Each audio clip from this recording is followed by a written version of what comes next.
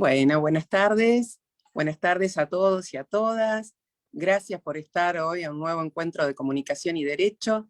Bueno, hoy tenemos un honor total, hoy viene una querida amiga, viene la doctora Eleonora Slavin. Ella es abogada, docente titular de Derecho del Trabajo y de la Seguridad Social de la Facultad de Derecho de Mar del Plata, jueza del Tribunal de Trabajo número 2 del Departamento Judicial de Mar del Plata. La conducción la hace una amiga, la doctora Eliana Caría. Ella es abogada laboralista. Me va a decir, André, es Caria, pero bueno, viste cómo sabes, porque tenés un nombre artístico, así que siempre voy a empezar así, Caría.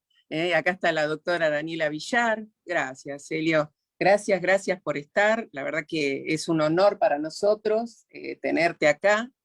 Así que vamos a dejarla acá la doctora Caría, que va a empezar la conducción a una gran amiga y alguien que me dijo, por favor, Ande, yo quiero hacer la conducción, porque la admiro mucho a Helio.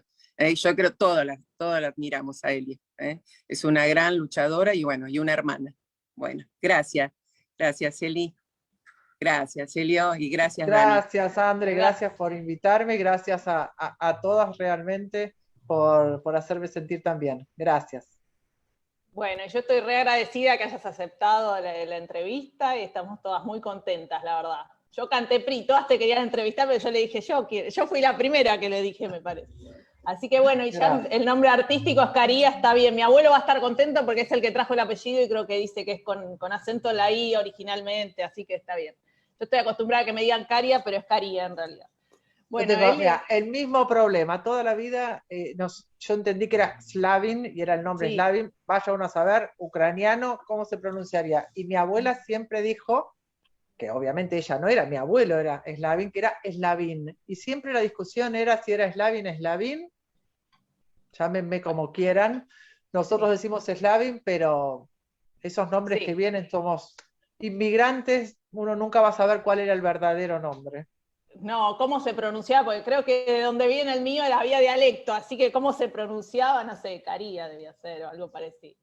Bueno, Elio, la verdad que un gustazo que estés acá y igualmente. Bueno, empecemos a charlar, no sé, ¿querés contarnos algo? La verdad es que me mandó el currículum, dije, bueno, así voy teniendo un poco de información, traté de stalkeé a la familia, pero no encontré mucho de ella, así que le dije, bueno, mandame el currículum, así estoy en tema, y ¿cómo es? Y bueno, y la verdad que el currículum es enorme, es docente, tiene un montón de ponencias, fue 21 años abogada y ahora es jueza del juzgado número 2 de Mar del Plata y docente en la facultad. Fuiste docente de Derecho Político, además de Derecho del Trabajo, vi. Yo me recibí muy joven, no es que sea tan grande. Yo me recibí a los 20 años. Y a partir de... Y entonces, son muchos años ya, tengo 54. Y lo primero que empecé fue en Derecho Político. Mi padre era titular de Derecho Político y de Derecho Laboral acá en Mar del Plata. Y el primer concurso que yo rendí fue apenas me recibí un concurso de ayudante de primera en Derecho Político, que era la materia del ingreso. Y que fue la primera materia. Ahí estuve muchos años, estuve como 20 años en Derecho Político. En el medio, más adelante rendí para Derecho Laboral, pero en su momento, como mi padre era conocido en Derecho Laboral, me dijo, empezá por Derecho Político y no rindas en Derecho Laboral hasta tanto no tengas una especialización. Por esto de que era la cátedra de mi padre. Entonces, en ese sentido, primero hice la especialización, estuve muchos años trabajando en la profesión y recién después sí rendí en Derecho Político. Por eso en Derecho Político entré directamente con el concurso de adjunta, porque ya habían pasado muchos años. En Derecho Político no, hice toda la carrera, empecé como ayudante de primera, fui reconcursando cada 3 años, era en esa época, después cada 6, y después sí, ya rendía como adjunta.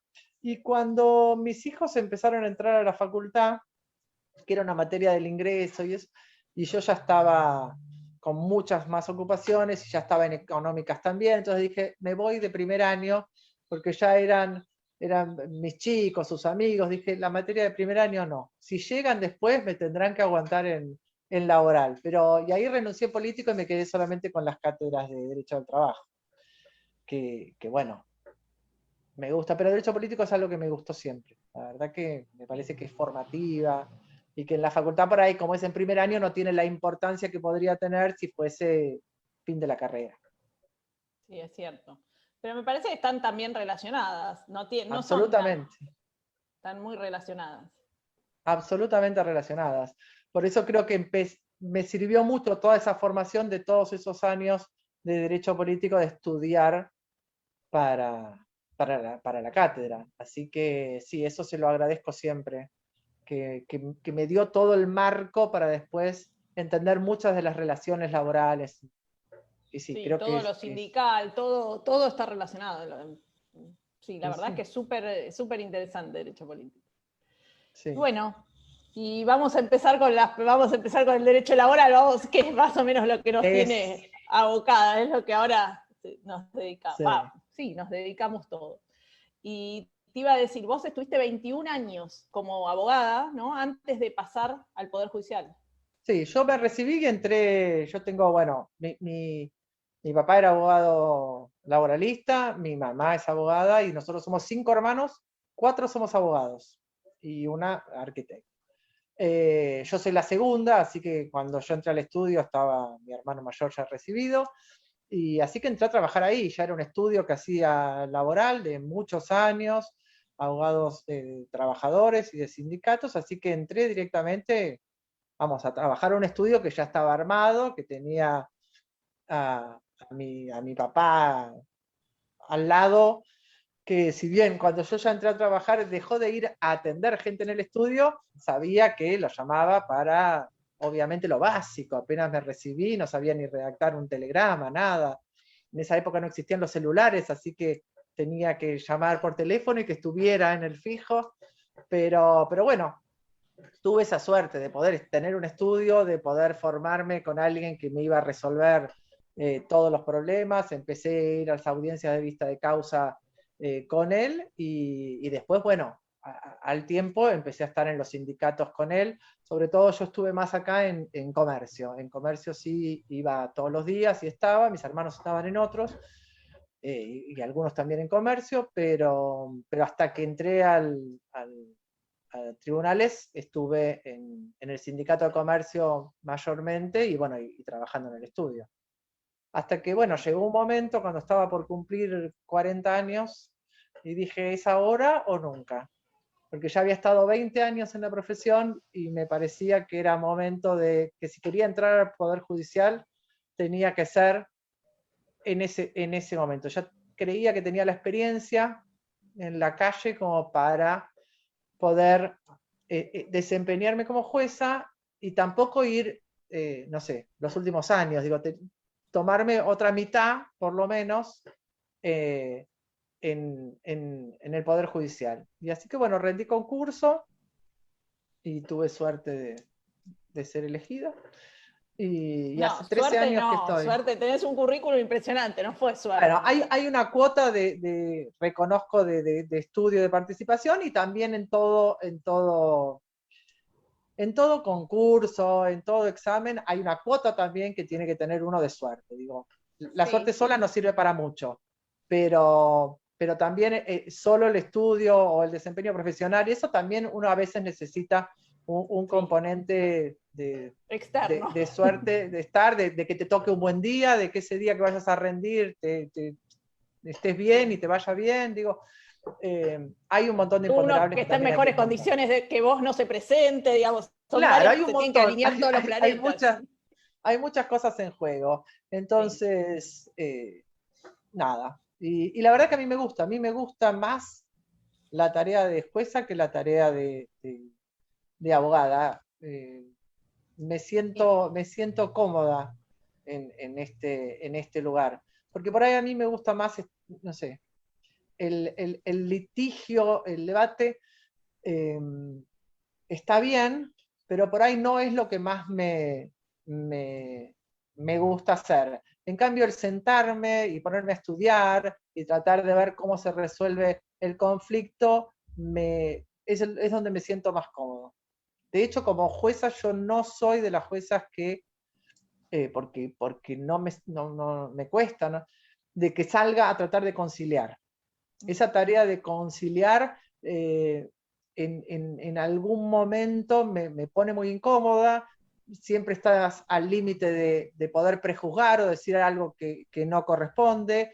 Si tengo claro que hay derechos que son irrenunciables, digamos, ya me pongo en una postura donde no importa cuánto ofrezcan, porque ya sé cuál es el límite. Entonces, son tareas que en general, y por suerte en un tribunal, siempre uno puede distribuir las tareas, hay gente que lo sabe hacer y lo hace bien y se siente cómoda. Yo no es un lugar en el que me sienta cómodo. Prefiero tomar la audiencia y dictar la sentencia que entrar en ese lugar, que hay que saber hacerlo, y yo reconozco que no es lo que me sale fácil. Digo, si lo tengo que hacer, lo hago, pero no es un lugar donde me sienta cómoda.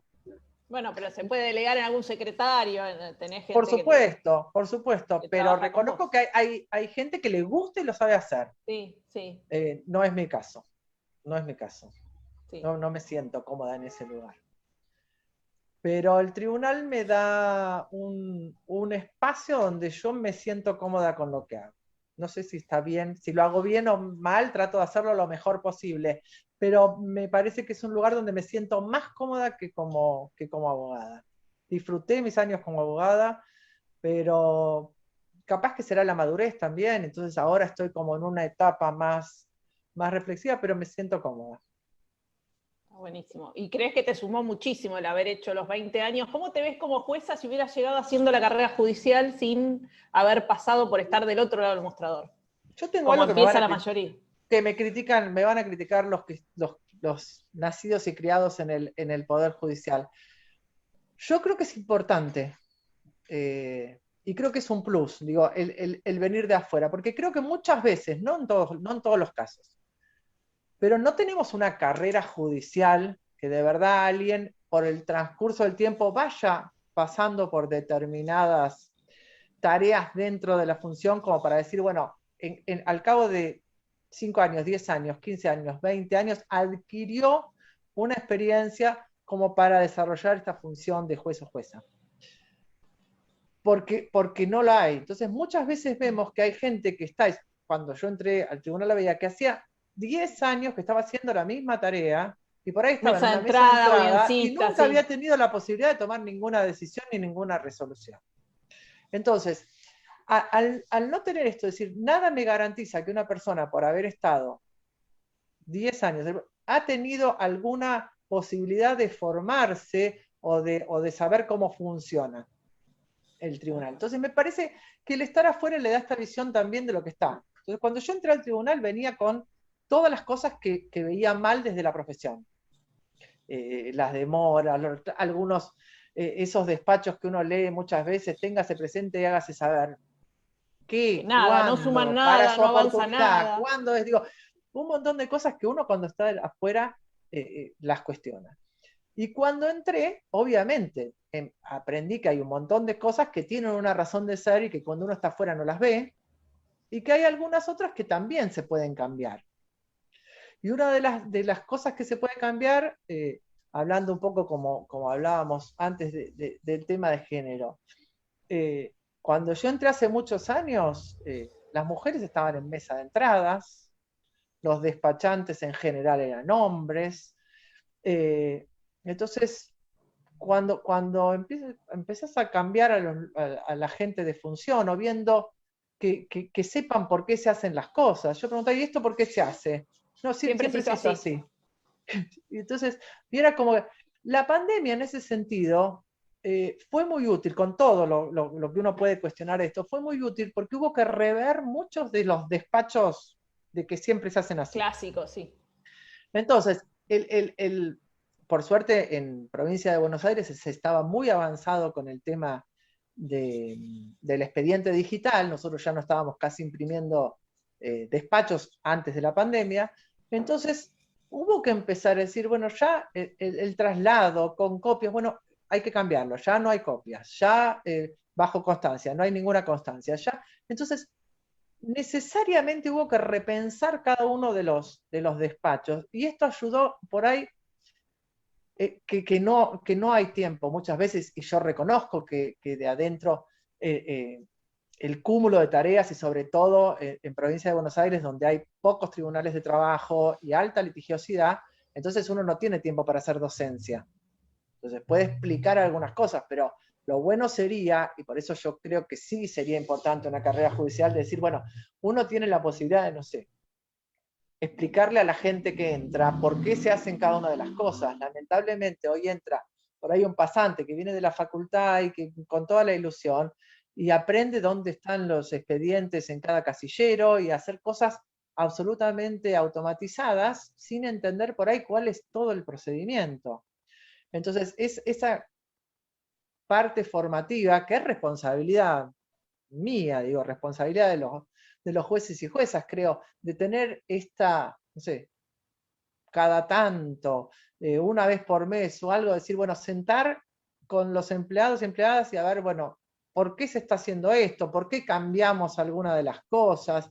Si sale alguna nueva norma o hay alguna modificación, a veces no hay ni tiempo. Y el hecho de que uno, porque tiene otras actividades, la estudie, la sepa, y además es mi obligación saberla, ¿no? Pero digo, no todos los empleados y empleadas que están en el tribunal muchas veces tienen ese conocimiento. Entonces, yo creo que hay una obligación nuestra de tratar de formar para que realmente el tiempo que pasan en tribunales los empleados y las empleadas les sirva como para el día de mañana tener la posibilidad de ascender y rendir concursos y que les vaya bien. Pero a veces eso no se Conspira puede contra el hacer. cúmulo de trabajo, sí.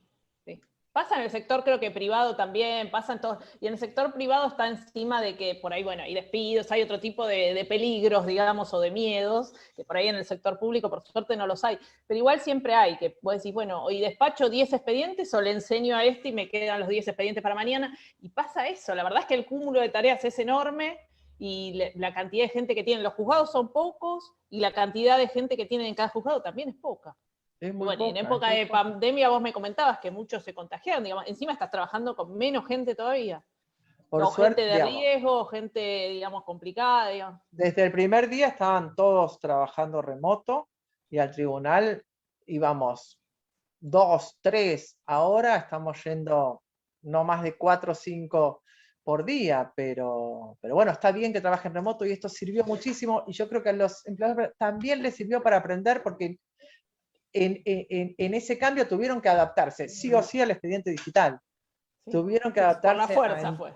por la fuerza a manejar el sistema. Y la verdad que yo creo que esto nos va a servir muchísimo para cuando volvamos a la normalidad, si es que esto ocurre, porque creo que lo que han trabajado y lo que han aprendido ha sido importante. Todos, pero todo el personal, la verdad que hizo un esfuerzo porque no era fácil, no era fácil. No, no.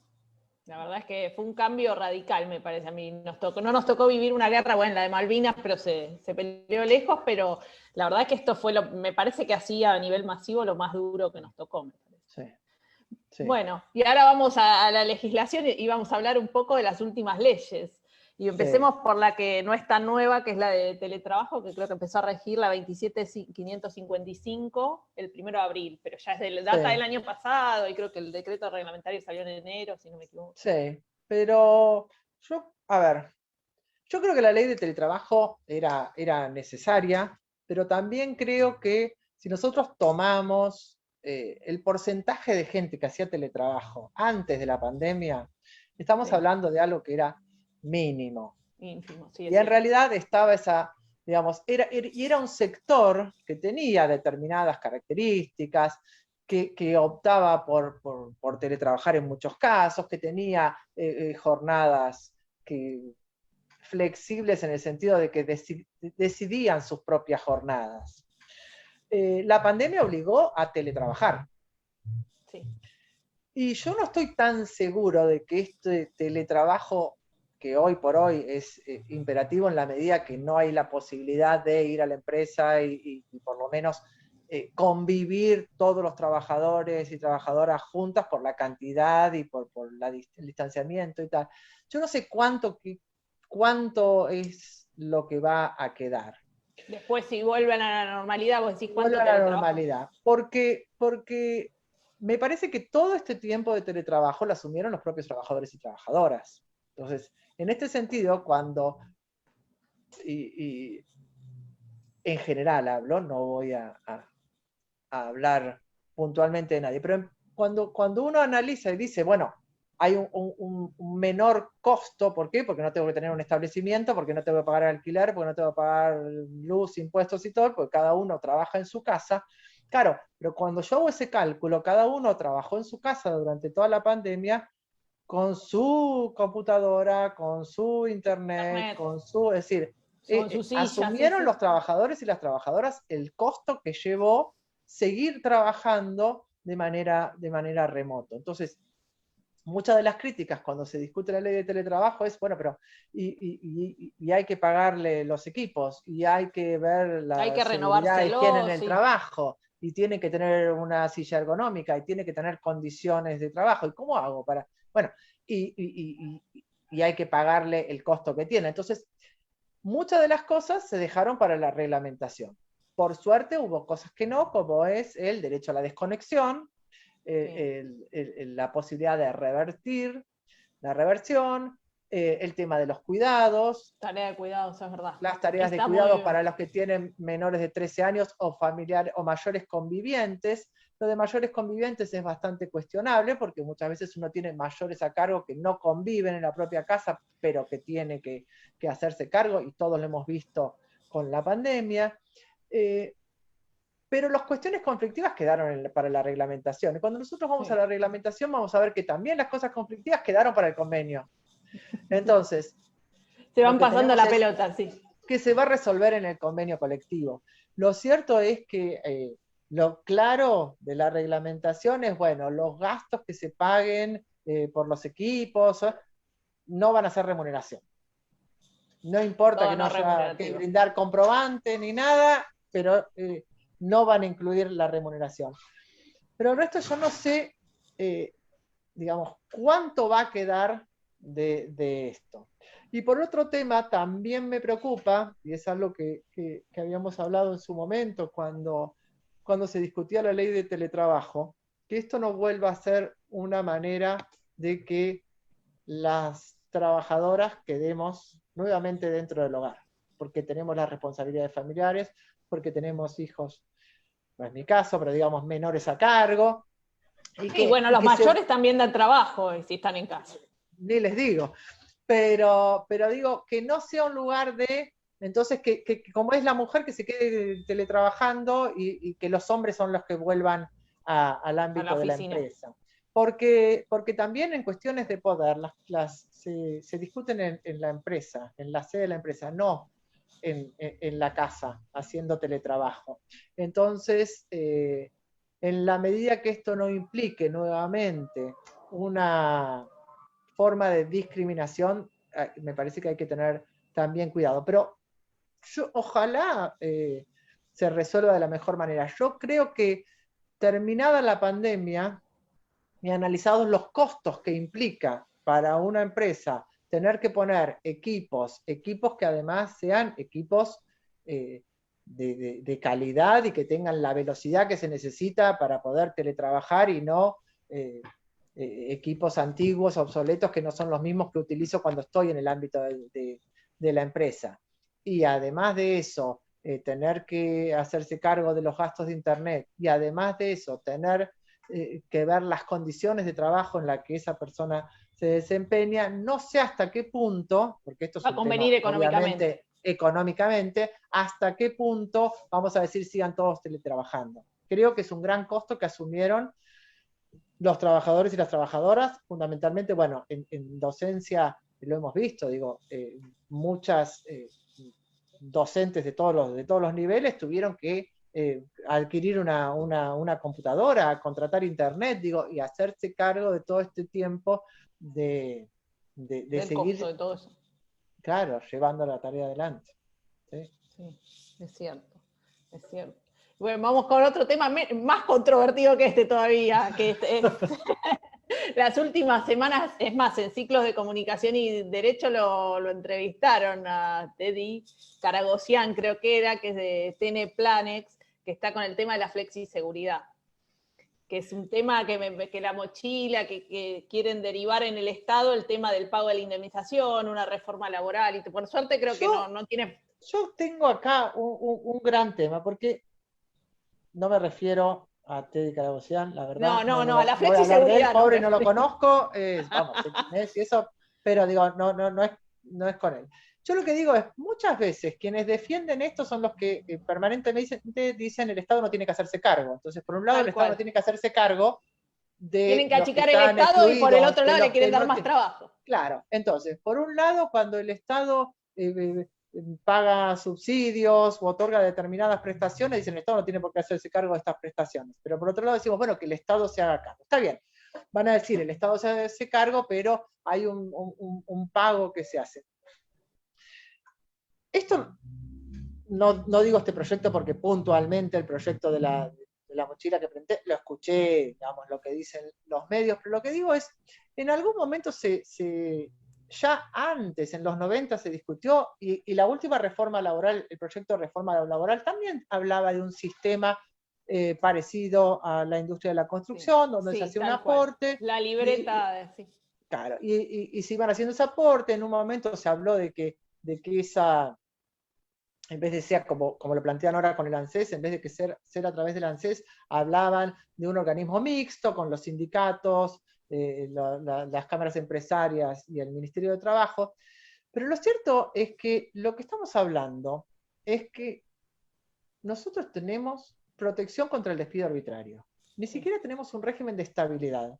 Tenemos un régimen absolutamente de libre despido, con un costo, que ese costo será mayor o menor conforme las épocas, los salarios de los trabajadores, si son, incluso así, si son muy altos, tienen tope. Tienen tope. Y, entonces, más allá de Bisotti, tienen tope. Pero además de eso, tenemos un sistema donde hay muy pocas, afortunadamente, cada vez más va abriendo causales en los que se puede, y muchos tribunales y juzgados lo aceptan, la reinstalar al trabajador cuando ve que hay motivos discriminatorios.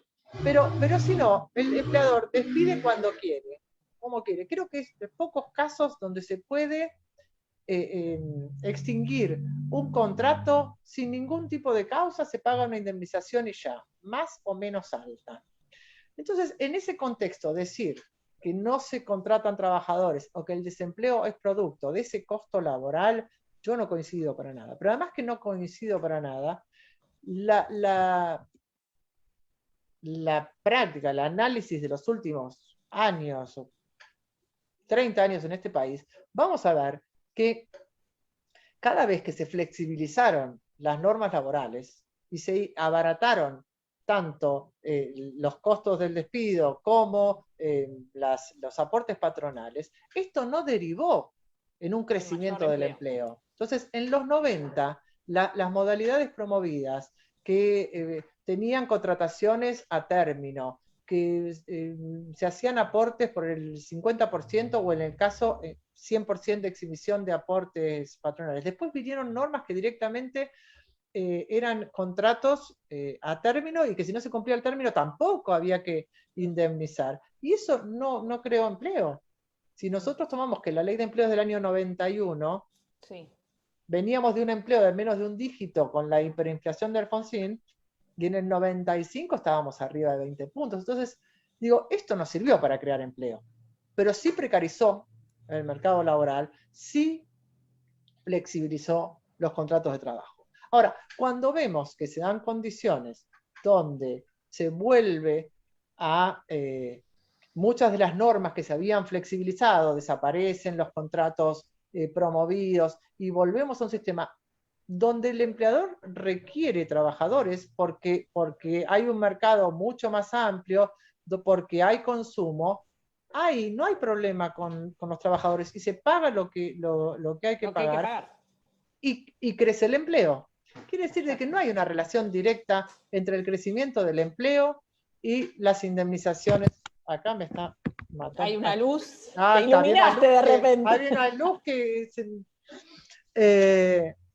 por eso no creo, en algún momento, si lo que se pretende es que un trabajador vaya acumulando en una cuenta y le sirva como una compensación de tiempo de servicio, eso no está mal, al contrario, como tenía Brasil la compensación por tiempo de servicio, donde el empleador va depositando un porcentaje del sueldo por cada año de antigüedad, de manera que cuando el trabajador se retira, independientemente de cuál sea la causal, porque se jubila, porque renuncia, se lleva ese monto que tenía acumulado. Acá Pero si hay despido, se paga la en indemnización. base a ese monto se paga otro porcentaje, porque esto no cubre el despido arbitrario. Esto lo que cubre es una compensación, es una indemnización por antigüedad, si se quiere, pero no compensa todos los rubros. La arbitrariedad del despido, o el despido sin causa. Tal cual. No, bueno, hay un sistema similar que es, vos dijiste que trabajaste en comercio, acá está el seguro, es el Estrella, que viste que lo tienen los empleados de comercio. Igual no todas las empresas que tienen empleados de comercio aportan al seguro de la Estrella, es medio... Seguro, y ahí lo que rescatan, pueden rescatar el 50%, y también en caso de incapacidad.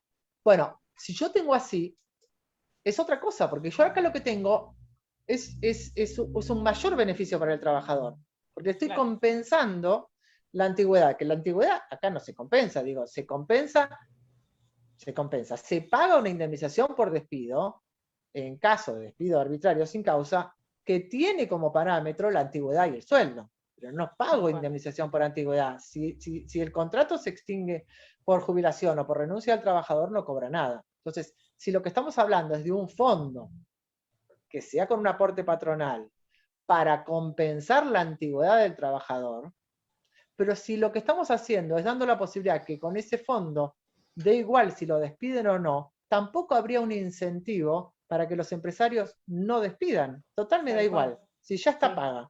Y por otro lado, habría un costo mayor a aquel empresario que no tiene despidos, que tiene un plantel que normalmente se terminan jubilando. Estable. Sí. En ese caso, tendría que asumir un mayor costo para financiar un sistema cuando yo no tengo trabajadores que no tengo despidos, no tengo juicio, no tengo problema, porque en general tengo trabajadores que se van el día que se quieren ir o que se jubilan. Entonces, es bastante discutible este tema también. Sí, a mí me parece que está visto, como siempre aparecen estas cosas, está visto siempre por el lado de la patronal. No me parece que esté pensado en vista de los trabajadores, que son la parte más débil del contrato. Me parece que no están pensando los trabajadores. Yo creo que es una forma más, por lo menos como lo he planteado, es una forma más, esta flexiseguridad, es una forma más de ver cómo se abaratan costos. Sí, tal cual. Y el trabajador no deja de ser uno más de esos costos. La variable de ajuste. Correcto. Y bueno, y te iba a preguntar, ahora vamos a entrar en los temas de género. A ver. ¿Cómo es? A ver, no podíamos no tocar los temas de género. La ley Micaela, por ejemplo, que vos sos replicadora de la ley Micaela en tu ámbito. Sí.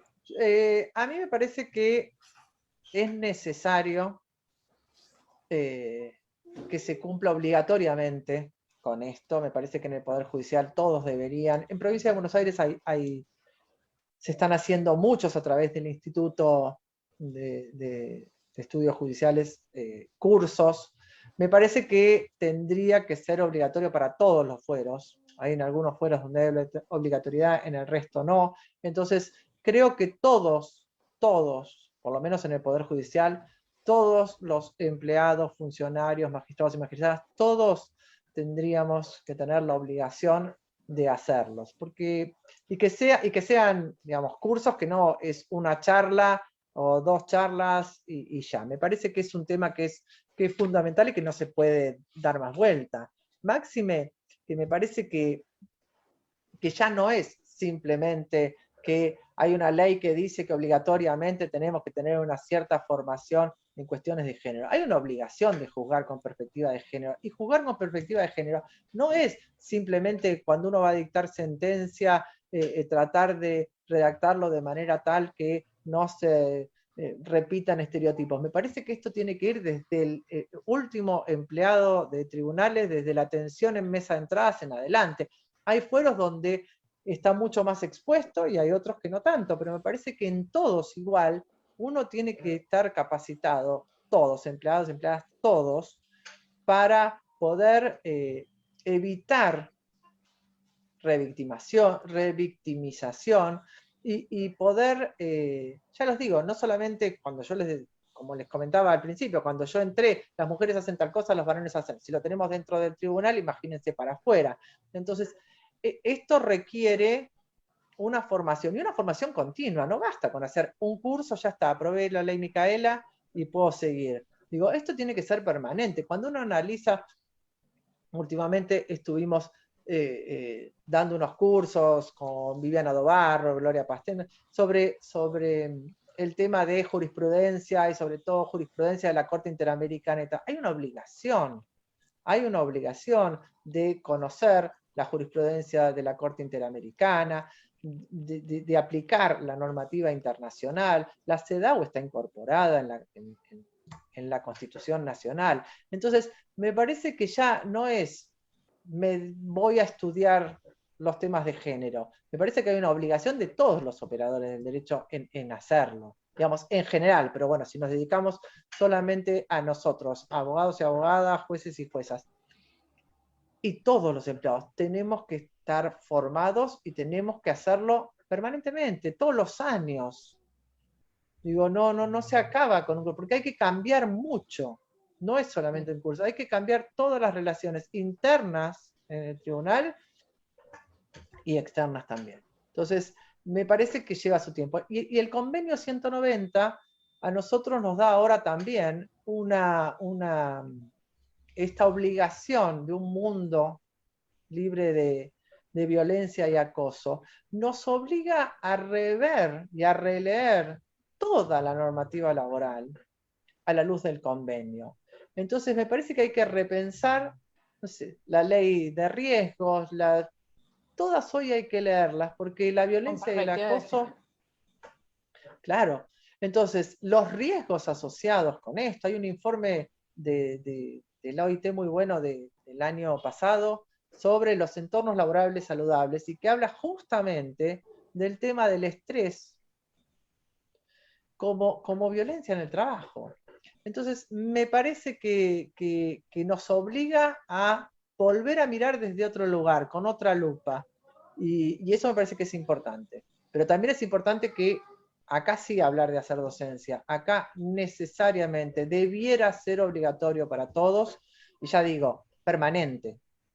No se acaba en un cursito que me dé el diploma. Sí. Para poder... Sí, más que ahora lo haces online, pones así, digamos, te prendés, lo prendí y parece que estoy y no estoy, ni lo escucho, ¿viste? Es todo y después muy así. tengo ya la autorización para poder desempeñarme en cualquier ámbito. Y esto es... yo a veces surge en el propio tribunal, no viene porque tiene hijos menores, digo, hay un montón de circunstancias que no las estamos analizando. Entonces, si nosotros no las contemplamos o no lo podemos ver dentro del propio ámbito en el que nos desempeñamos, ¿qué podemos esperar cuando vienen a reclamar ese reconocimiento a una trabajadora? Entonces, esto lleva, sobre todo mi generación, yo creo que las generaciones más jóvenes tienen mucho más claro este tipo de tema que por ahí la gente de mi generación. Pero bueno, nos obliga a... Igual creo que es verdad eso, bueno, la gente grande es como que dice, bueno, pero eso es para los más jóvenes, yo ya estoy, ya me formé, ya me casé, como que ya lo ven, no, yo ya no, es para los jóvenes. Y por otro lado, si vos ves los femicidios, en la mayoría de los casos se dan en gente joven, o sea que no sé si hay tanto avance, digamos. No, eso es cierto. Muchas parejas jóvenes que matan a la pareja, por ahí más que la gente grande, que por ahí es más civilizada y se divorcia. ¿Sí? No, es cierto. Yo creo que... y esto, hay algunos fallos de la Corte Interamericana que lo dicen, y sobre todo en contextos donde la violencia, por ejemplo, en un fallo en Guatemala o en México también. Yo creo que estos hay que hacer docencia desde la educación inicial. Sí. Yo creo que el tema para luchar contra la discriminación y la violencia de género y de los colectivos de la diversidad, digamos, LGTBQ+, me parece que esto tiene que estar en la currícula desde salita de dos. Digo, evitar, los varones juegan a la pelota y las mujeres ya empezamos así de chiquito y las nenas con las muñecas. Digo, hay que romper todo eso. Y eso no se puede romper a los 20 años. Hay que romperlo desde chiquitos. Entonces, es un trabajo interno de cada una de las familias, pero también es una obligación de rever las currículas. No puede ser que en la facultad tengamos un seminario de género o una materia de género, cuando el tema de género es transversal a todas. Claro. Sí. Entonces tendría que estar incorporado en todas las materias. Tal cual. En la facultad no creo que la mayoría de los docentes de Derecho Comercial, de Derecho Civil, hayan cambiado la currícula por cuestiones de género. No me parece. Entonces, y muchas veces cuando uno me ha pasado, cuando uno incorpora el programa, esto ya se da en el seminario de género. No, el seminario de género es otra cosa. Sí. Pero esto es un tema que lo tenemos que, digamos, hasta que podamos, como lo que hablamos de la ley de cupo trans, digamos, sí. hasta que nosotros tengamos una sociedad en la cual no haya grupos vulnerables, discriminados, que tengan imposibilidad de acceder al empleo o al estudio, porque por eso dice, bueno, aunque no tengan la formación de que no hayan podido terminar la carrera, que igual esto no sea un impedimento para entrar al trabajo y después tratemos de que se puedan formar. Pero hasta que no tengamos esto, necesitamos imponerlo a través de un cupo, porque es la única forma que, para empezar a que esto se aplique de verdad y que cada vez, digamos, que podamos en serio hablar de un mundo de trabajo sin excluidos, sin violencia y acoso. Entonces, creo que es mucho más profundo. Y en una de las sentencias obliga eso, que obliga al Estado, más allá de reparar a las víctimas y tal, a que incorporen las currículas de la escuela primaria el tema de la violencia. Bueno, yo creo que eso con el ESI, me parece que vos dijiste desde el jardín inicial, con la ESI me parece que, yo te digo, tengo a mi hija que está terminando el inicial, está en lo que era preescolar, sala de 5, y se ve desde sala de 1, digamos, dentro de lo que se puede, me parece que están trabajando con eso. Yo creo que eso es fundamental. Pero en cuanto a diversidades y el bullying, ¿viste? Se cuida mucho decir, no digo que tal persona es así, marcan mucho eso que me parece buenísimo, no decir el petizo, el alto, el rubio, el morocho, el gordo, el flaco, está buenísimo, me parece. No hay que decir eso me parece así. Que está bien, sí. Me parece que está muy bien, hay cosas que por ahí se estaban normalizadas y que no lo son. Entonces, pero vos no le podés decir a alguien a los 20 años, no se dice así, digo, esto lleva toda la vida. Toda la vida y lleva generaciones para que se cambie lo que durante generaciones y generaciones y siglos vino pasando. Entonces, ¿cómo rompes esto? Y cuesta mucho, porque la inercia te lleva a seguir, a reproducir el mismo modelo. Tenés que romper el modelo, digamos, te lleva una voluntad y un tema y estar pensando todo el tiempo, revisando lo que estás diciendo, cómo te estás expresando, qué estás haciendo. Yo tengo hasta cuando doy clase en algún momento mis hijos me dicen, vos no ves que decís un trabajador, nunca decís una trabajadora. Le digo, es que también es esa dinámica de que nosotros nos acostumbramos a que el colectivo era masculino, ya está. Digo, hay que también acostumbrarse a desandar todo eso. Entonces es algo que para nosotros, por lo menos para mí, es algo que uno tiene que ir pensándolo durante mucho tiempo. A mí no me salía natural, cada vez me sale más fácil, pero no era algo natural. O el lenguaje inclusivo por ahí que hay que incorporar. El lenguaje inclusivo también. Entonces, me parece que es un aprendizaje que por ahí mi generación lo está haciendo más a los golpes, pero que tenemos que evitar que esto le pase a los otros. Entonces, me parece que hay una necesidad de formación inicial y continua. Entonces, creo que la ley Micaela nos obliga a estudiar, pero nos obliga a estudiar a todos y a estudiar permanentemente. No es algo que el que quiere hacer cursito, porque eso desvirtúa el sentido que tiene. Entonces... Sí, no es hacerlo formalmente. Y bueno, ya que hablamos del cupo trans, de la ley Micaela, ¿cómo ves los avances en materia legislativa de la Argentina en estos temas de género? Violencia, a mí me parece que son fantásticos, me parece que son muy buenos, digamos, todo lo que fue todo lo que tiene que ver con la identidad de género, la protección matrimonio integral igualitario. de la violencia, el matrimonio igualitario, la ley de interrupción voluntaria del embarazo, ahora con la ley de cupo trans, no sé cómo se llama, la de en los medios de comunicación, estatales también, y con ese incentivo para las empresas privadas que contraten también los grupos.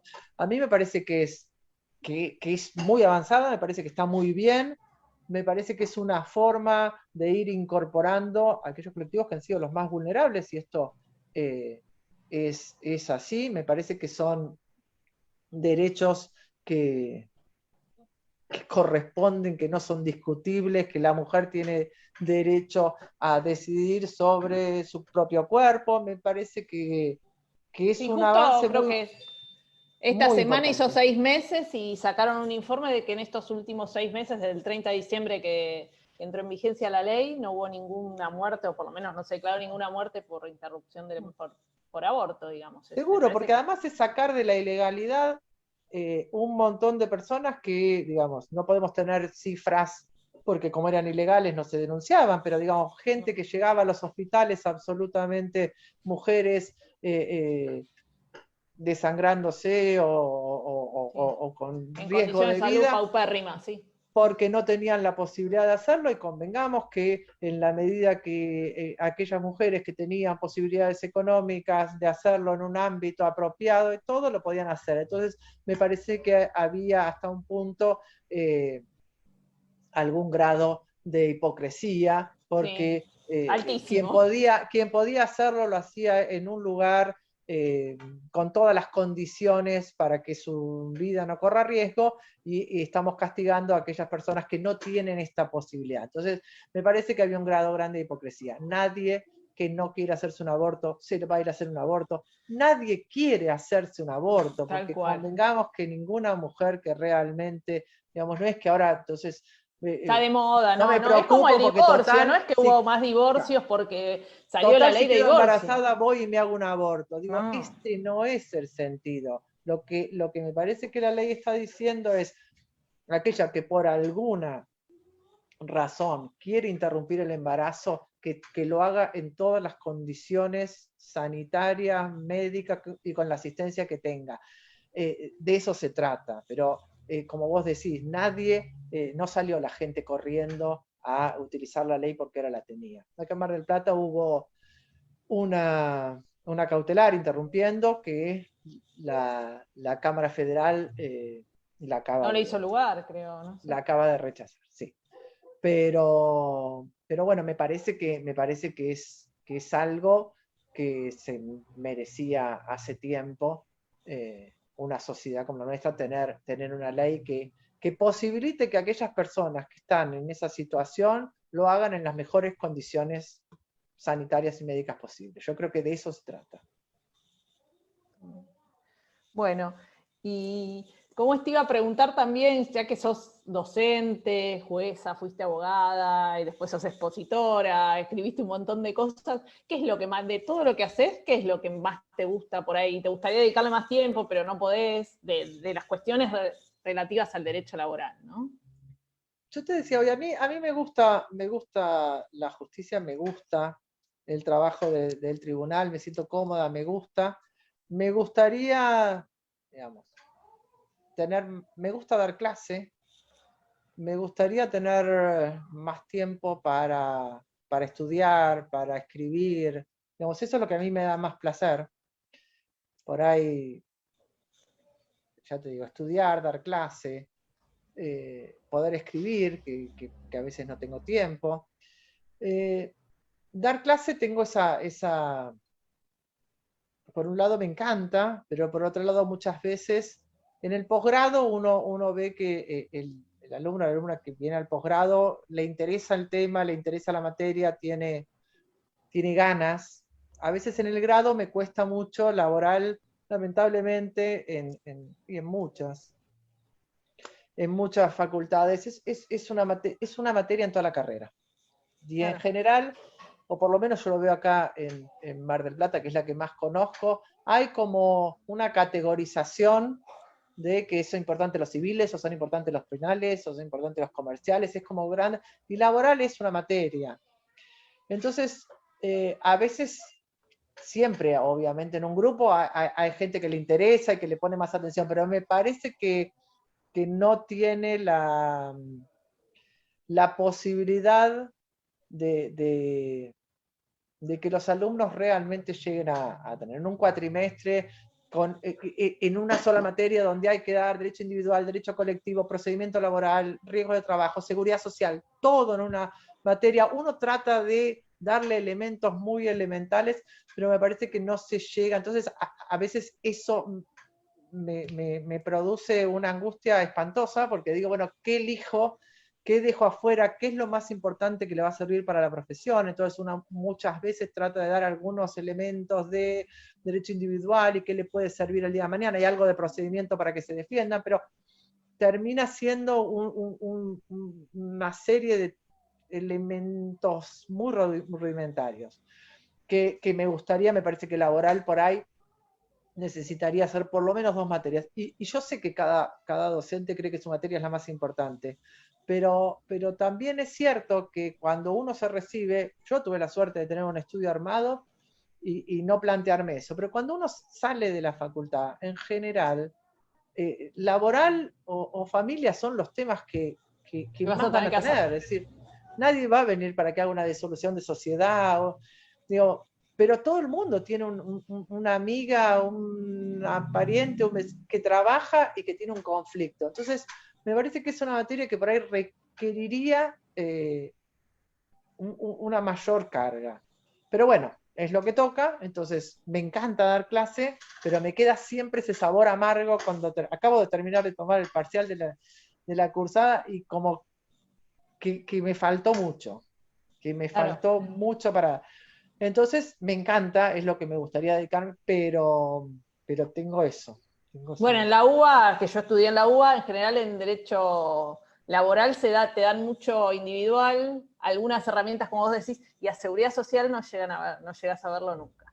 ¿Viste como el maestro que te dice el docente en el colegio, en el primario, en el secundario, los últimos capítulos del manual no se ven nunca, digo. No llegas nunca a la era actual, ¿viste? Y en historia no llegas nunca al 80, no, yo daba seguridad social, era una materia optativa en el plan anterior, entonces, bueno, era una materia que disfrutaba mucho, porque además se discutía mucho el rol del Estado, así que eran pocos alumnos, como era optativa, nunca eran más de 30, 40, entonces se debatía, y yo de verdad disfrutaba mucho con esa materia. Pero bueno, acá ahora está seguridad social, pero si haces la orientación en laboral, yo la hice, pero tenés que seguir en la UBA la orientación en laboral para tener. Claro, acá no. Entonces, como no hay más ahora orientaciones, entonces laboral la unieron de nuevo con seguridad social. Entonces, claro, en esa opción ya seguridad social es como que no tengo mucho margen, y de verdad era una materia esa que yo disfrutaba. Me quedan los del plan viejo, pero es una materia que yo disfruto. Claro, porque me parece que no hay una materia, por lo menos en la facultad, estamos con todas las codificadas, entonces no hay una materia como al fin de la carrera de reflexión, de debate, y me parece que digamos, en laboral están tan preocupados porque sepan la ley y esto, que no hay tanto margen para el debate, y seguridad social nos daba esa posibilidad, pero bueno. Pasa un poco eso, me parece. Y bueno, y también, ya que hablamos también de tema de género, un poco de todo, vos que sos mujer, hiciste la carrera como abogada, como jueza, ¿crees que te costó más la carrera profesional por ser mujer? ¿Tuviste alguna traba? ¿O ves que hubiera sido como el mundo estaba más preparado para varones abogados, sobre todo a los 20 años cuando te recibiste? Yo tengo que decir que no, digamos, yo no soy necia y veo lo que pasa alrededor. Debo decir que yo, en lo personal, tuve la posibilidad de tener a mi padre al lado. Entonces, claro, cuando yo me recibí y empecé a trabajar en los sindicatos, él era el jefe de legales. Entonces, claro, si me mandaba a mí a las asambleas o me mandaba a mí a las... Nadie, digamos, a mí nadie me iba a faltar el respeto, porque venía investida con el jefe. Era la hija de... Claro, entonces en los sindicatos eran igual comercio había bastantes mujeres, pero digo, eran mayormente de hombres, y en la comisión directiva, pero conmigo yo no sentí esa violencia. Sí, por ejemplo, cuando yo empecé a dar todos los cursos de capacitación para delegados, hasta yo daba los cursos de capacitación en el horario que me habían dicho, eran todos hombres, en general en los supermercados casi todos los delegados eran hombres, empecé a dar los cursos hasta el día que nació mi primera hija. Y cuando nació mi hija dije, yo no puedo ir a las 9 de la noche al sindicato, porque ya a esa hora tenía que volver a mi casa en algún momento. Sí, estar amamantando. Claro, entonces le dije, ¿por qué los cursos? Recién ahí me di cuenta, por eso digo que a veces uno reproduce estas cosas. Claro. Entonces dije, ¿por qué a las 9 de la noche? Yo no puedo. Claro, y ahí dije, claro, y por eso tampoco vienen mujeres, porque cuando uno va al supermercado, la mayor cantidad de empleadas que había eran mujeres, y en las cajeras eran todas mujeres, y había... Repositoras también, sí. Entonces dije, bueno, no, los cursos de capacitación sindical van a ser en el horario de trabajo, como el sindicato se hace cargo, van a ser a las 3 de la tarde. Y empezaron a venir mujeres. Y entonces pasaron a ser la mayoría delegadas, muchas mujeres que empezaron a venir, porque claro, el sindicato era un horario después de trabajar. ¿Y cuántas mujeres después de trabajar se pueden ir al sindicato a discutir temas? No, si tenés que dedicarte Hay que a las volver tareas a de tu cuidado. casa a ocuparse de las tareas de cuidado. Entonces, yo ahí ya tenía, mi primera hija nació cuando yo tenía 26 años. Y dije, pero claro, hasta que a mí no me pasó, claro, yo no tenía problemas de horario, iba, lo doy a la hora que me digan. Y ahí empezó y empezamos a cambiar y se pudieron incorporar mujeres. Y ahí me di cuenta, digo, también hay que trabajar desde ese lugar. Pero claro, yo tengo que decir de que no sufrí eso, porque esto es una ciudad más chica, capaz que si me hubiera tocado en otra ciudad, no sé, en Cabo hubiera sido distinta, pero Mar del Plata es una ciudad muy chica, yo pertenecía a una familia de abogados, entonces me conocían para bien o para mal, como en todo pueblo chico, pero no sentí esa discriminación. Pero sí cuando me doy cuenta, digo, y sobre todo en los sindicatos, decís, bueno, hay que propiciar los momentos para que las mujeres puedan participar, porque si no, no hay ninguna posibilidad.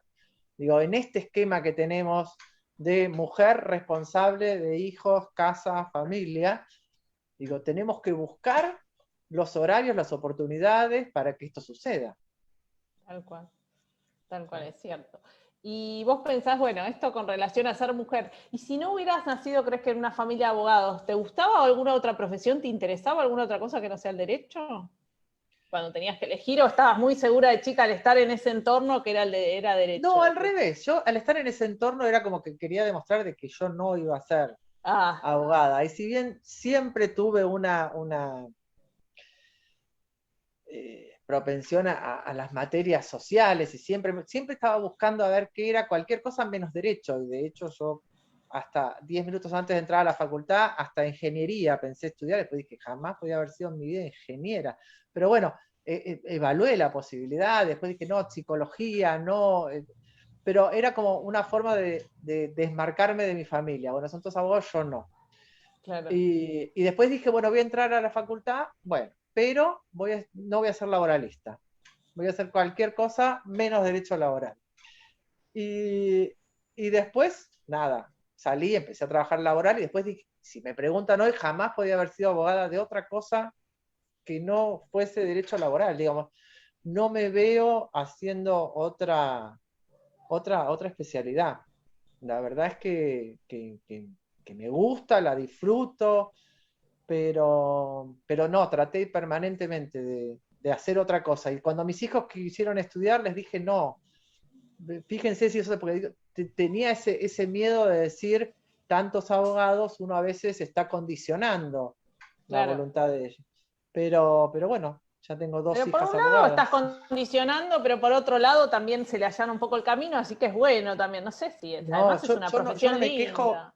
No me quejo de nada, pero...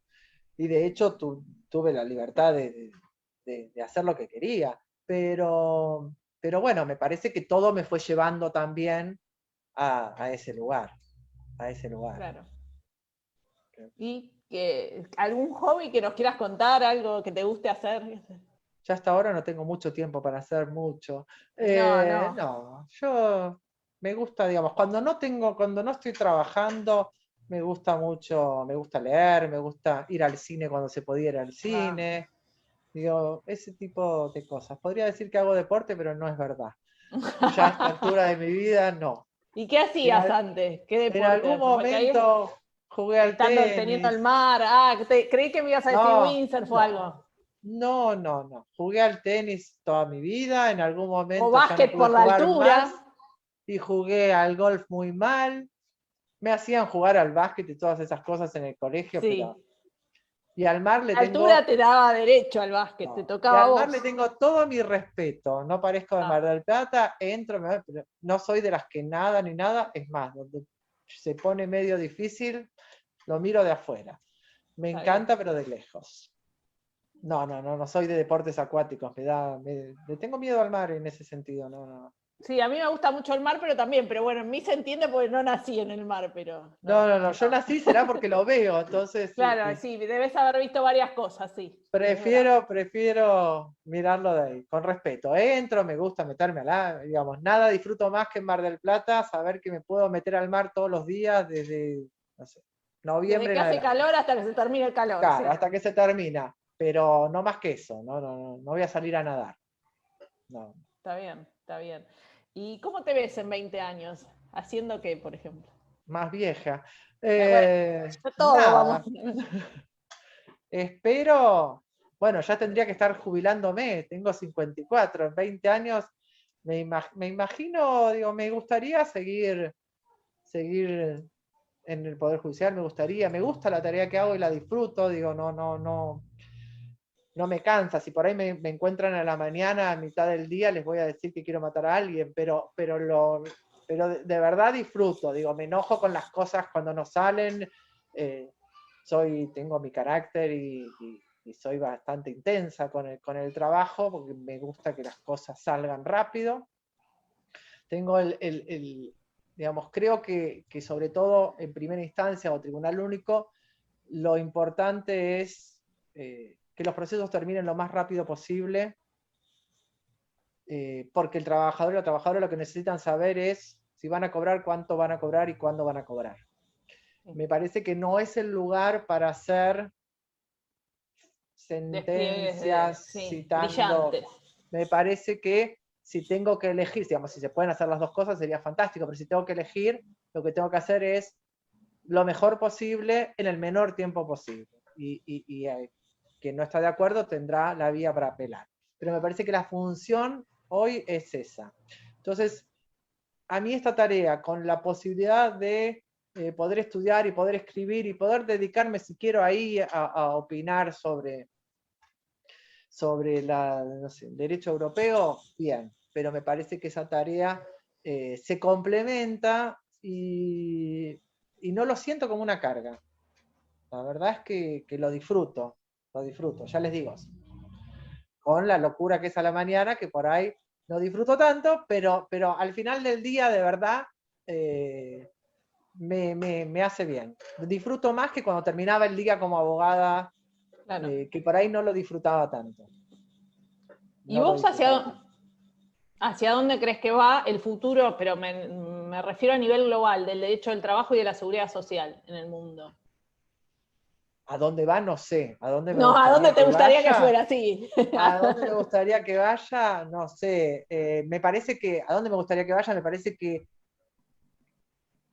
lo que uno, o por lo menos lo que yo aspiro, es una sociedad más igual. Y una sociedad más igual, lo que tendría que haber. Digo, creo que otra de las cosas que la pandemia nos mostró es la gran desigualdad que hay. Sí, se agudizó la desigualdad. Y en esta desigualdad vemos que en un mundo que cada vez tenemos más tecnología y más... Esto también tenemos más desigualdad. Y donde podemos ver que aún en el medio de la pandemia hay empresas que han triplicado los millones y millones y millones, mientras que hay gente que vive en la pobreza más extrema.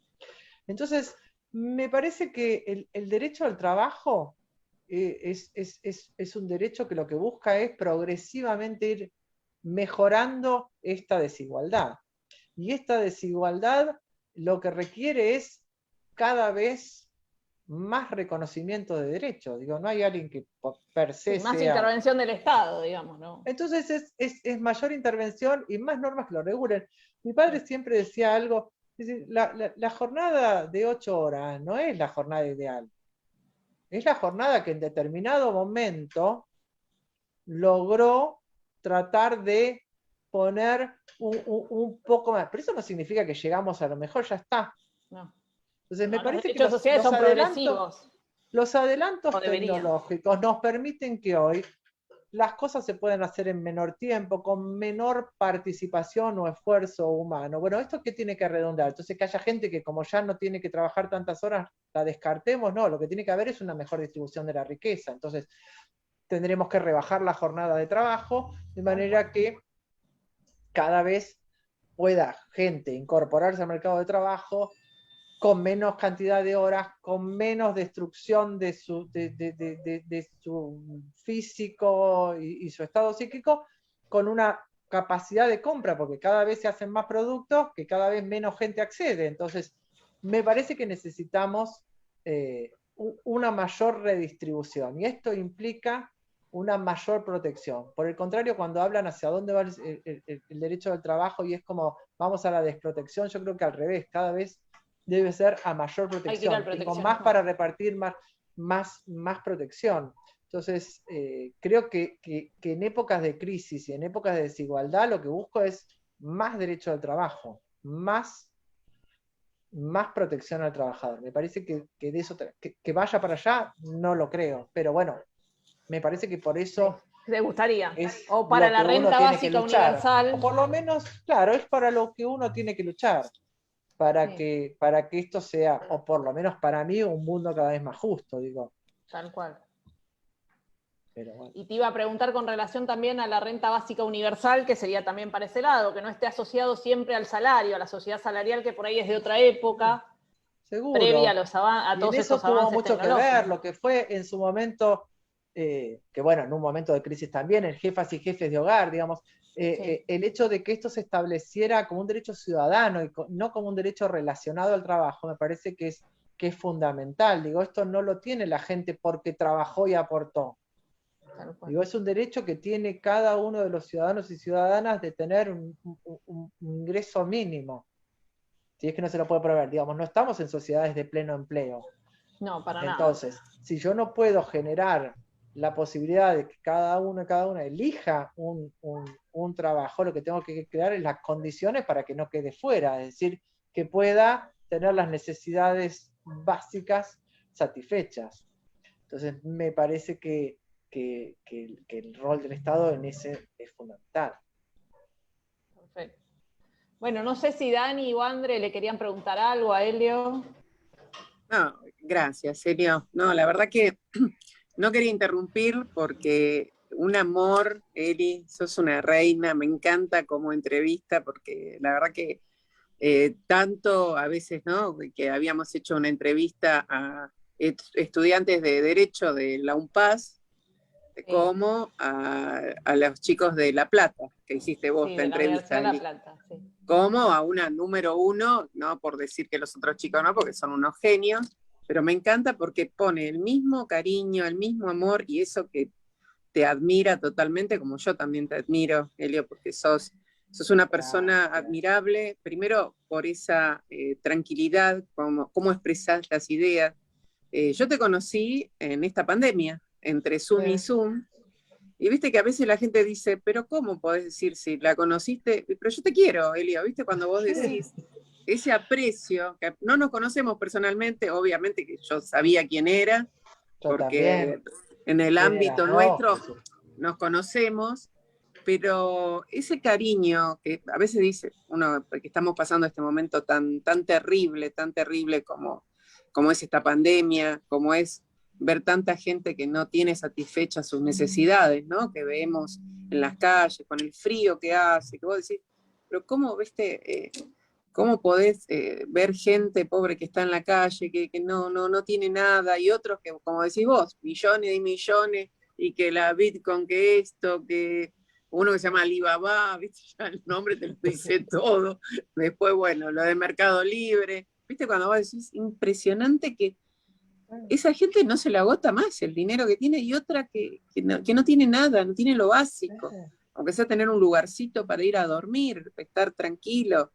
Y sí, yo también creo lo que vos decís, que te estuve escuchando, toda esta conectividad profundiza un montón la desigualdad.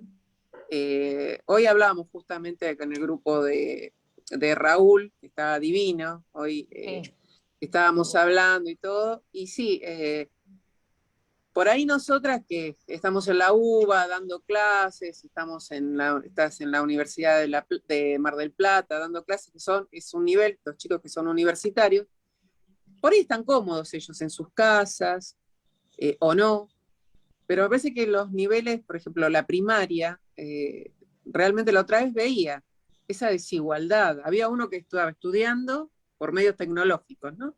Sí. Uno estaba en un barrio muy humilde, por no decir una villa miseria, como le decían antes esa palabra, y otro estaba en su casita, en Nordelta, con todo, ¿viste? Y vos decís ahí, esa desigualdad tan rotunda, tan terrible, porque justamente hablaba una maestra que porque dice que no podía pedirle a esos niños, que por ahí son 5 niños que tienen un mismo teléfono, que por ahí el papá va a hacer una changa, que se lo lleva, durante su changa lleva el teléfono, y ni siquiera tiene datos para poder enviar el trabajo. Y yo no le puedo pedir eso. Y a veces vos escuchás gente que te dice, pero ¿cómo? No les gusta trabajar. Y gente que vino acomodada siempre, porque yo puedo decir, mi papá y mi mamá tenían miles de trabajo, el primer lugar donde ellos van, en un lugar muy humilde, pero a mí nunca me faltó nada, nunca. Yo soy la primer profesional en mi familia. Y yo digo, bueno, ellos me dieron todo, yo sé que ellos sufrieron, qué pasó, pero yo jamás escuché ni de mi mamá ni de mi papá, 2 laburantes totales, que mi papá, su sueño era estudiar la secundaria, que nunca lo pudo hacer. Entonces hasta un día se va con un tío, que vení acá, Adolfo, en el nombre de mi papá, que yo voy a hacer que vos estudies la secundaria. Mentira, ¿viste? Terminó siendo como un criadito y trabajando. Eso es fundamentalmente, gente que realmente sufrió. Mi papá jamás dijo, che, ¿por qué le regalan cosas a la gente? Jamás se le ocurrió decir lo que a veces vos escuchás, ay, pero la gente tiene que trabajar.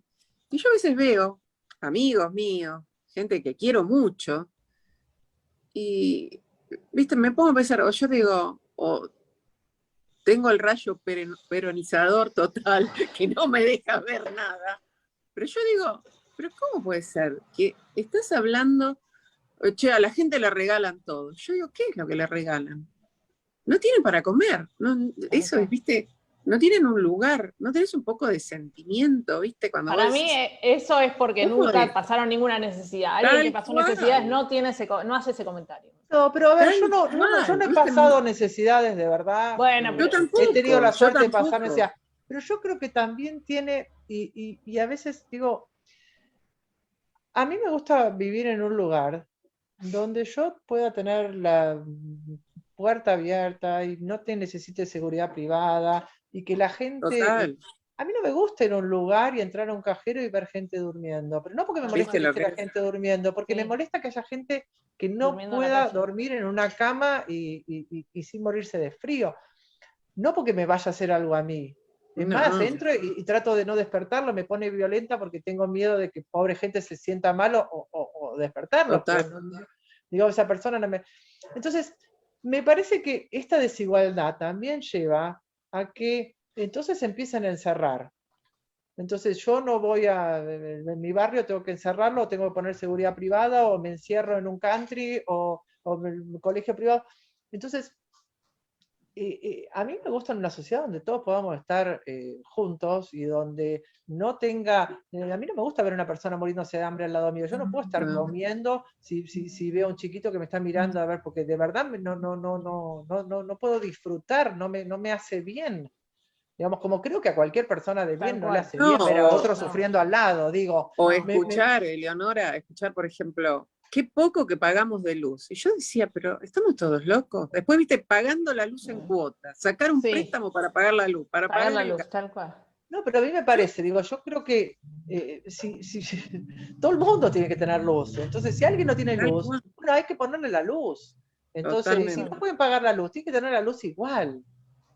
Entonces, me parece que si nosotros queremos una sociedad más igual, también tenemos que entender que quienes estamos en mejor situación, quienes hemos tenido más suerte, más esfuerzo, lo que fuera, por las razones que sea, tenemos que ser solidarios. Entonces, me parece que ahí también, entonces, si yo tengo que pagar más porque lo puedo hacer, lo tengo que hacer, y aquel que no lo puede hacer, bueno, la tendrá subsidiada. Entonces me parece y además, que ser solidario no tiene que ver con uno, tiene que ver, digamos, no tiene que ver con otro, tiene que ver también con uno. Digo, a mí no me hace feliz estar en un lugar donde el otro no pueda estar como yo.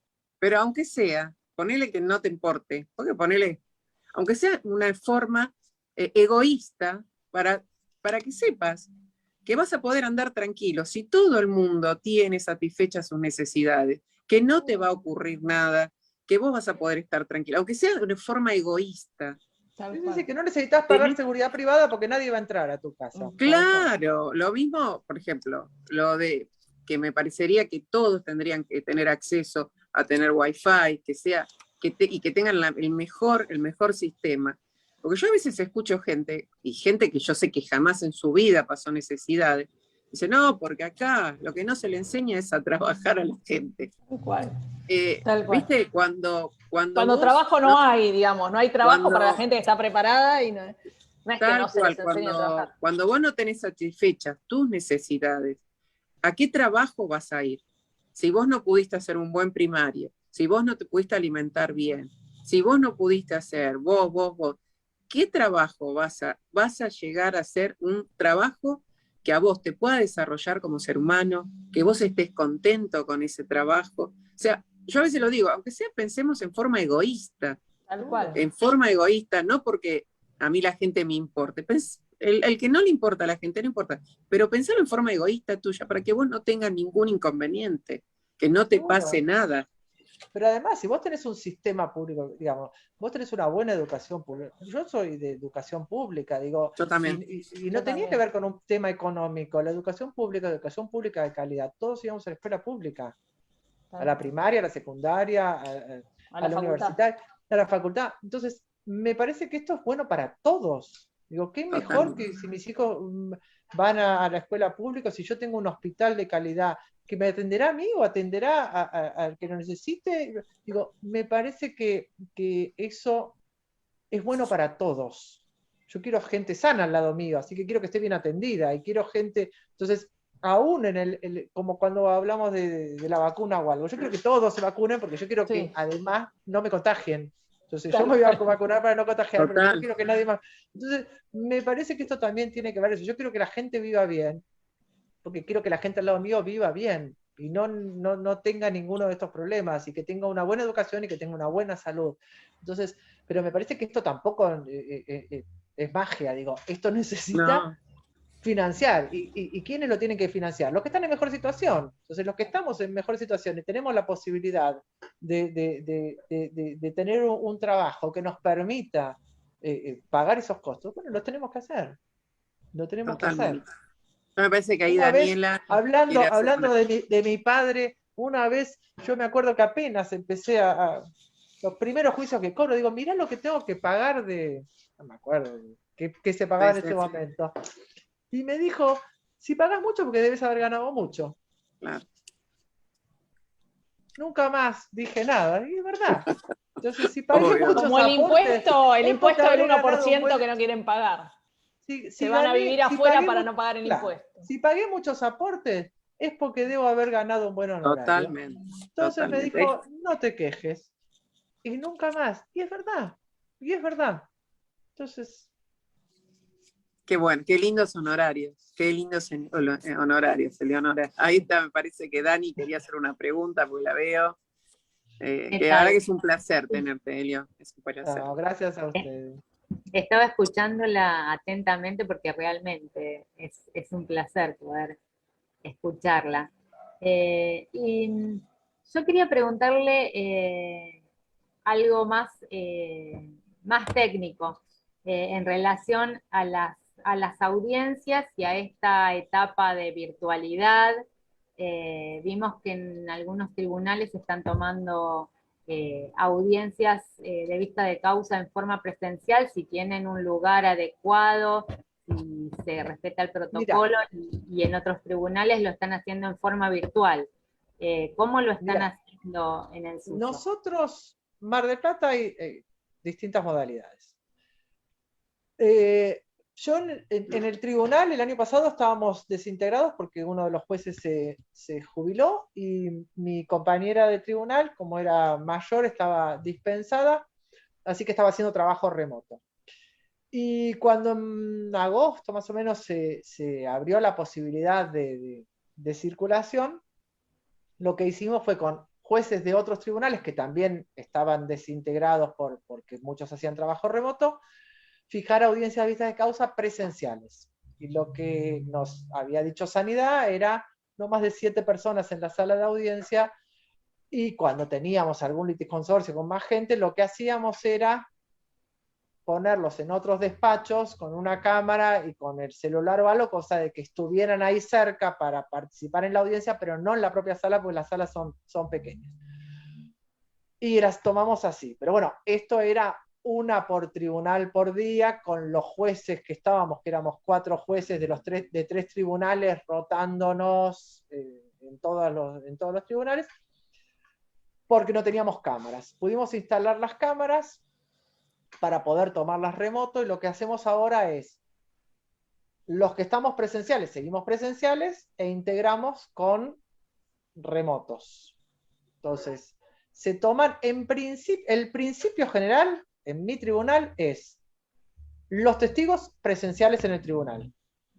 Las partes y los abogados pueden elegir si quieren venir presencial o si quieren tomarlo desde donde quieran, desde sus estudios, de las empresas. Entonces, por lo menos uno de los jueces siempre estamos de manera presencial. Ahora tenemos una jueza subrogante del Tribunal 5, así que somos 2 presenciales en mi tribunal y la tercera jueza lo hace de manera remoto. Con el secretario estamos ahí, así que las 2 juezas y el secretario. Las partes en general vienen, los testigos todos en forma presencial. Hay veces que los testigos nos dicen, o las partes nos dicen, que el testigo tuvo contacto estrecho o que es mayor y no puede venir. Lo que le hemos dicho es se conectan. Lo que no se pueden conectar, o no admitimos en principio, si lo sabemos, que se conecten ni en los estudios de los abogados ni en las empresas. Entonces, que se conecten de su casa, por celular, lo llamamos nosotros por videollamada. Entonces, si bien se hace por la plataforma Teams que puso la Corte, nosotros permitimos que algún testigo, porque no puede o algo, lo haga a través de videollamada, y lo llamamos nosotros para que trate de estar en un lugar para no perder los datos, que muchas veces no tienen datos móviles para hacerlo, o lo hacen a través de Teams, que a veces es más complicado para algún testigo que no manejan tanta tecnología, pero que con el celular les decimos, lo llamamos por videollamada, está. La mayoría vienen. Sí nos ha servido, por ejemplo, para testigos que antes venían, lo hacían a través de oficio, porque no eran de Mar del Plata, que al fin y al cabo venía un oficio con una declaración a mano. Ahora, digo, a máquina, tomada declaración. Ahora lo que hacemos es, si dicen que están en Buenos Aires o que viven en algún otro lugar, incluso el otro día tomamos uno de España, en vez de hacerlos declarar por exhorto o por oficio, lo que hacemos es que se haga a través de videollamada. Entonces, más allá de que no es lo mismo esta interacción con el testigo presencial que con el testigo por videollamada, prefiero el testigo por videollamada que venga por exhorto, que lo que el empleado copió que dijo la parte. Entonces, dentro de todo lo que yo estoy en contra de que a mí me parece que el testigo presencial es lo mejor que podemos tener para esta apreciación en conciencia real, pero me parece que es una forma de no demorar los juicios, de tener las audiencias de vista de causa, porque si no, no hay otra posibilidad, y es la manera que estamos nosotros utilizando. Y estamos fijando entre 4 y 5 audiencias de vista de causa por día. Un montón. Así que, sí. Claro, no, y digo, tal vez esta forma de tomarle el testimonio a distancia, en este caso, como decía, en España, incluso después de que finalice la pandemia, puede seguir aplicándose porque es fantástico. A mí me parece eso me Mucho parece mejor que es un fantástico. exhorto. Igual que un exhorto, digo, si tenía que ir un exhorto a dirigenciarse a cualquier provincia, igual a Buenos Aires tardaba mucho, pero digo, a Córdoba, a cualquier lugar, hoy viene la vista de causa, se conecta por Teams y, digamos, y todo lo que puede llevar atrás de dónde declara, cómo declara, digo, si va a declarar en Córdoba tampoco me entero, prefiero tenerlo, aunque sea en la pantalla, me parece que es, y acelera mucho los juicios, digo.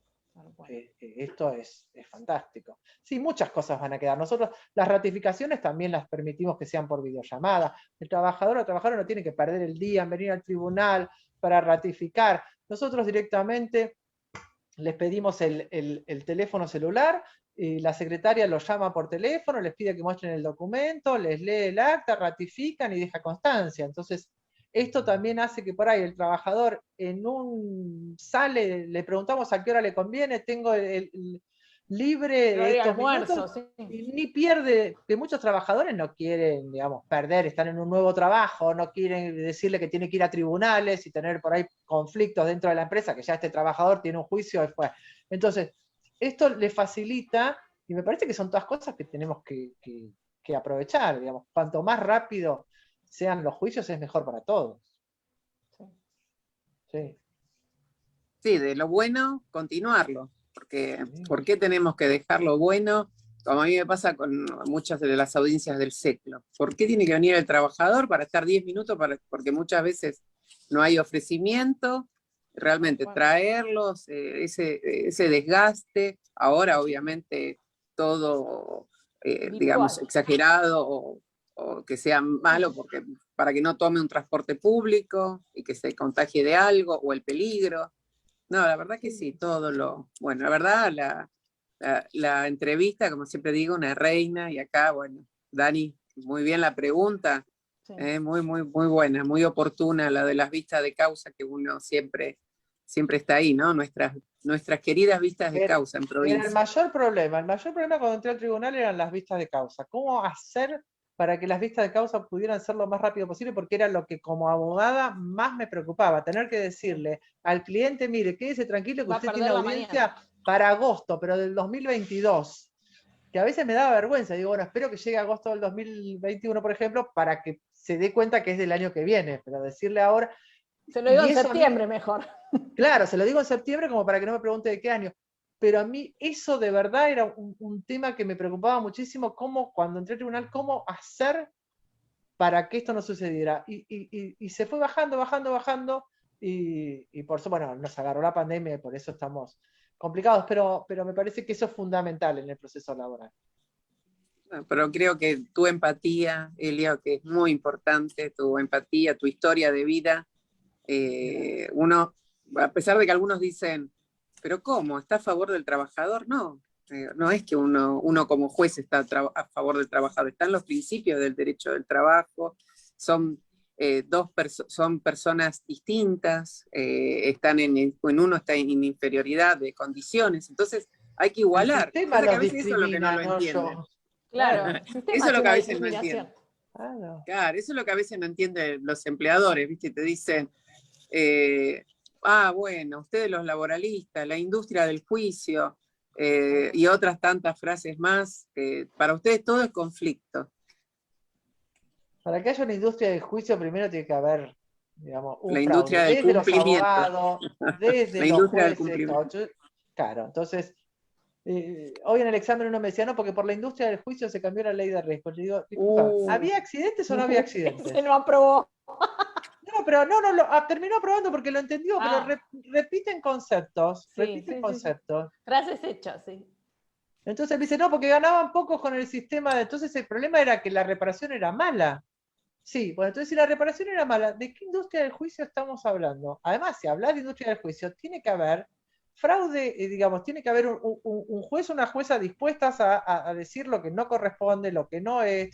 Digo, no es, un abogado pide y tendrá que probar lo que tenga que probar y habrá presunciones que el juez tiene que aplicar. Entonces, no es tan fácil. Y si alguien iba por la vía civil a reclamar la reparación integral, es porque no conseguía una reparación seria, real, en el sistema. Pero si no, nadie que hubiera estado en la profesión 10 minutos, como abogada, si puedo sacar una reparación que compense todo el daño que sufrió ese trabajador con una ley o con la sistémica, pero vamos, tranquilo. Ahora, si la sistémica no me da, no me queda otra que buscar por otra vía, pero nadie busca la otra vía nada más que para perder más tiempo, tener que tener más pruebas. Digo, si uno va por ese lado es porque no tiene reparación. Entonces lo que uno tiene que buscar es primero que no se enferme, que no se accidente y que después, si todo esto ocurre, por lo menos le reparen el daño.